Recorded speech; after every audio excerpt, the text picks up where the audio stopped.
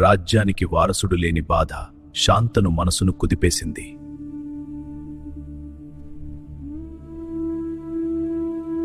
సత్యవతి ఒక కఠినమైన షరతు పెట్టింది. తన కుమారుడే రాజవ్వాలి అని లేదా ఈ వివాహం సింహాసనం ఒక వారసుడికి మాత్రమే. అది నా కుమారుడే కావాలి. నా రాజ్యం కోసం ఇది త్యాగం. ప్రేమ, రాజ్యం రెండింటి మధ్య శాంతను చిక్కుకున్నాడు.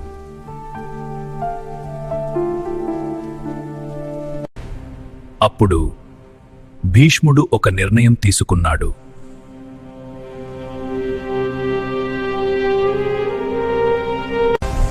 జీవితాంతం బ్రహ్మచారిగా ఉంటాను.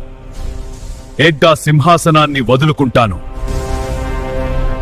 సింకార్తు మిడిగతుండాన్. దేవతలే ఆశీర్వదించిన ప్రతిజ్ఞ అది.